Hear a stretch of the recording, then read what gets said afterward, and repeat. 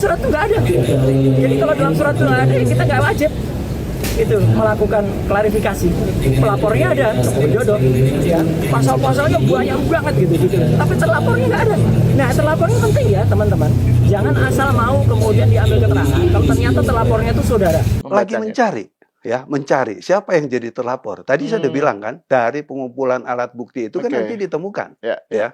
Kita tahulah siapa yang ngomong di luaran dan siapa yang selalu cuap-cuap mengatakan bahwa ijazahnya Pak Jokowi itu palsu. Kan sebetulnya kita udah lihat, cuman polisi kan nggak bisa mendoktrin begitu aja kan. Mengumpulkan dulu, ya kan. Nanti nyampe nggak nih kepada seseorang nih, yang mungkin disebut R, ya, yang disebut T. Nyampe nggak nih alat-alat buktinya ini? Kalau nyampe ya sudah dinaikin statusnya, ya, menjadi penyidikan, ya. Gitu, yang saya katakan tadi itu harus ada pro justia. Kalau belum ada itu, polisi fine-fine aja, gitu. Dan itu Pak, yang tadi Pak Suyadi bilang kan harus ada minimal ya, dua alat minimal bukti. Dua alat bukti. Itu yang tadi Pak Suyadi nyebut sistemnya negatif itu gimana maksudnya? Ya, jadi gini, dua alat bukti itu harus terpenuhi. Karena hukum di kita nggak bisa mengenal satu alat bukti. Minimal, ya, minimal itu harus ada dua alat bukti. Alat bukti itu apa sih di dalam hukum pidana? Alat bukti itu bukan saksi, dua saksi, terus kemudian menjadi terpenuhi alat bukti itu. Tidak. Ya. Yang namanya alat bukti, kita lihat dulu pasal 184 dulu ya. Itu ada beberapa alat bukti. Satu, keterangan saksi. Kedua, ahli. Ketiga, dokumen, bukti. Ya. Terus kemudian petunjuk. Ya. Terus keterangan tersangka. Itu alat bukti. Ya, jadi yang disebut dengan alat bukti mungkin di sini dalam konteks ini ya ada saksi 10 orang saksi tetap dihitungnya satu, ya kan? Terpenuhinya lagi ada apa? Dokumennya dong apa? Alat buktinya apa? Surat dalam konteks ini kan, karena terkait masalah ijazah, ya kan? Ada nggak yang memang digunakan oleh mereka? Atau ada nggak cuap-cuap berkaitan dengan masalah kata-kata ijazah palsu itu dinarasikan sebagai suatu perbuatan? Kalau itu udah ada, ya, tadi keterangan saksinya udah ada, ya, alat buktinya sudah ada, ya, misalnya surat tadi, sudah terpenuhi dua alat bukti. Tinggal nanti mungkin penambahan dari ahli. Ini masuk nggak unsur pidananya? Ya, kalau ini udah dikatakan oleh ahli, oh iya ini ada tindak pidananya. Selesai. Artinya perkara tadi tidak langsung menjadi tersangka, akan naik dulu ke wilayah penyidikan. Penyidikan. Ya, ini kan sekarang penyelidikan. Sekarang baru pendalaman. Iya, baru pendalaman. Yang namanya penyelidikan itu pendalaman. Ya tadi mengumpulkan alat bukti supaya terangnya kasus ini, gitu. Dan ketika sudah sampai tahap penyidikan itu baru ketahuan siapa yang potensial menjadi tersangka apa gitu Pak ya? Polisi udah tahu. Polisi udah tahu siapa nanti. Dan itu bisa lebih banyak dari 5 orang itu bisa aja Pak ya? Kan yang dilaporkan 5, ya kan? Iya. Saya lihat konteksnya polisi tetap akan memegang kepada 5 tadi, gitu ya. Yang lain mungkin akan jadi saksi. Karena kalau semuanya menjadi tersangka nanti saksinya siapa juga, gitu kan? Cuma nanti polisi kan akan memilah siapa yang paling berat ya untuk memprovokasi keadaan itu atau katakanlah menyebarkan berita-berita yang nggak benar. Siapa yang paling berat? Ya nanti ditentukan. Oh dia sebagai terlapor pertama, terlapor kedua, terlapor ketiga gitu. Ya itu pun nanti panggilannya itu nanti jelas di situ. Siapa yang melaporkan, siapa yang dilaporkan itu nanti jelas di dalam penyidikan. Ya karena di dalam penyelidikan seperti yang saya katakan tadi. Polisi belum menggunakan pro justia tadi. Adalah locus delicti dan tempus delicti 26 Maret itu saya berpegang di sini. Jadi kalau bukan itu yang ditanyakan, saya keberatan atau jawab. Kemudian satu lagi adalah barang buktinya. Itu disebut undang-undang informasi elektronik bla bla bla. Kalau kita lihat tempus dan locus ya. Locus itu tempat kejadian perkara ya. Tempus itu adalah waktu kejadian perkara. Waktunya. Dan yang satu tempatnya tadi, ya kan? Ya kalau saya lihat apakah seperti itu panggilannya? Dugaan saya tidak. Mungkin salah satu penyebutan tanggal, salah satu, ya kan? Karena kalau tempus kan nggak mengatakan bahwa harus saklek di sini. Karena yang namanya tempus itu wilayah hukum, ya kan? Misalnya locus atau tempus Pak? Tempos, lokus, sorry, lokus. Lokus itu, ya kan, itu wilayah hukum, ya. Wilayah hukum itu kan biasanya disebutnya misalnya lokus deliktinya di wilayah Pengadilan Negeri Jakarta Selatan, ya. Atau misalnya begini, ada di dalam dakwaan biasanya begini, ya.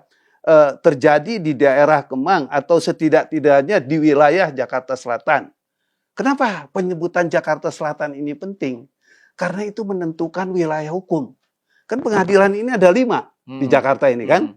Ada Pengadilan Negeri Jakarta Selatan, Jakarta Barat, Jakarta Pusat, Jakarta Utara, dan Jakarta Timur, gitu, ya. Jadi biasanya itu disebutnya seperti itu, ya kan? Kira-kira atau umpamanya terjadi di wilayah Kemang, ya, yang masuk wilayah Jakarta Selatan. Karena Jakarta Selatan itu menjadi kunci untuk menentukan hukumnya tadi, atau lokus deliktinya tadi, ya. Kalau waktu kejadian, waktu kejadian, ya, kejadian pada waktu itu jam berapa dan lain sebagainya. Menurut saya nggak mungkin itu terjadi dilakukan oleh dalam pemanggilan, nggak, gitu. Karena pemanggilan itu normatif, apalagi ini kan dalam konteks mengumpulkan alat bukti, ya kan? Nggak mungkin spesifikasi penyidik menyebutkan tanggal sekian, enggak, kalau dugaan saya ya. Gitu. Kalau ada pun penanggalan, mungkin itu melihat kepada parameter ke depannya. Kan tanggal itu bisa 26, 27, 28, ya kan? Barang buktinya itu disebut undang-undang informasi elektronik bla bla bla bla. Mohon maaf sekali lagi, saya ikut merumuskan undang-undang informasi dan transaksi elektronik. Jangan sembarangan menggunakan pasal itu untuk mempidanakan. Ini ijazah asli. Tapi ternyata yang punya ijazah nggak mengakui kalau itu asli. Ya, kader partai itu. Ya, dia yang harusnya bisa kena itu. Dia bisa kena 8 tahun atau 12 tahun. Sedangkan Dr. Rismo, saya tidak melakukan apapun terhadap barang elektronik. Ya, gini. Dalihnya dia itu. Sebetulnya dalih dia ya gak salah-salah amat gitu ya. Tapi dalam rumusan hukum kan nggak bisa seperti itu, ya. Oke, katakanlah ini ada yang mengupload, ya, kemudian dia ikut-ikut dalam mengupload itu, ya kan. Terus dia yang menyiarkan dan memberitakan dokumen yang udah diupload tadi. Kan tidak berhenti kemudian di sini menjadi harus menjadi tersangka atau menjadi terlapor, ya, kemudian dia bebas. Enggak gitu, ya kan? Kan dia yang nyebarin. Sekarang kan konteksnya, oke, dia nggak membuat atau nggak mengupload itu. Dia nyebarin kok. Tiap hari dia bicara di TV. Itu undang-undangnya jelas kok. Itu ada di dalam pasal 45. Jelas kok yang menyebarkan. Siapa yang menyebarkan dalam konteks ini? Jadi ada yang mengupload, ada yang menyebarkan. Dia ikut nyebarin nggak? Dokter Tipa, Respon ikut menyebarin nggak? Menyebarin. Kita tahu berita tentang masalah ijazah palsu itu dari siapa? Dari Roy Suryo dan kawan-kawan. Bukan dari orang yang disebutin tadi. Tidak.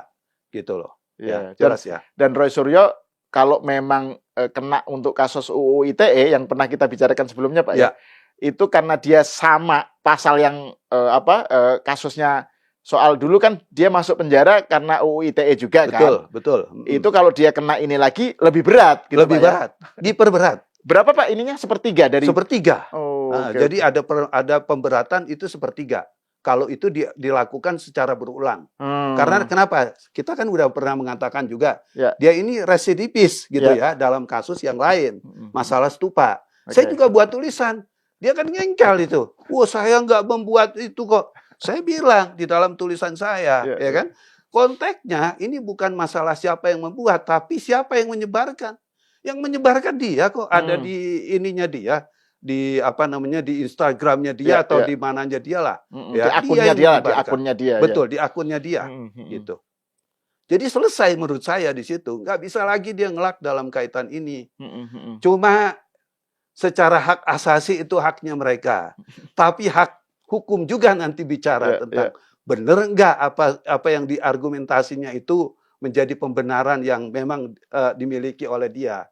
Gitu. Kalau saya melihat udah jelas kok di dalam persoalan ini. Ada saya penasihat hukumnya mengatakan bahwa yang dibawa Pak Jokowi ke Polda Metro itu adalah ijazah asli yang tidak dilaminating dan siap untuk diperiksa termasuk laboratorium forensik. Komentar Anda gimana, Mas? Bagus. Ya memang harus. Dan kalau saya boleh menyarankan ya, kita harus tunjuk laboratorium forensik yang netral dan independen.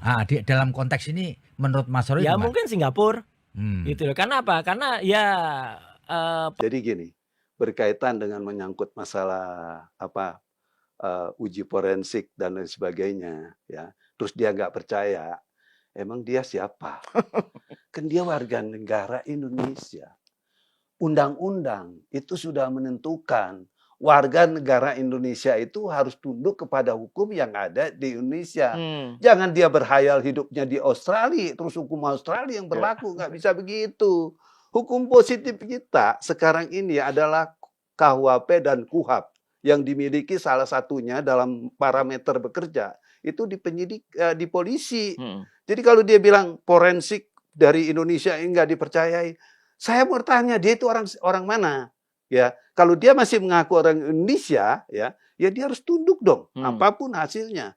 Kalau menurut saya kita nggak perlu layani itu gitu kan, karena koridor hukum yang berlaku di Indonesia adalah koridor hukum yang berlaku di kepolisian, ya, bukannya di kepolisian Australia, bukan. Itu mimpi aja itu menurut saya dia beraya seperti itu.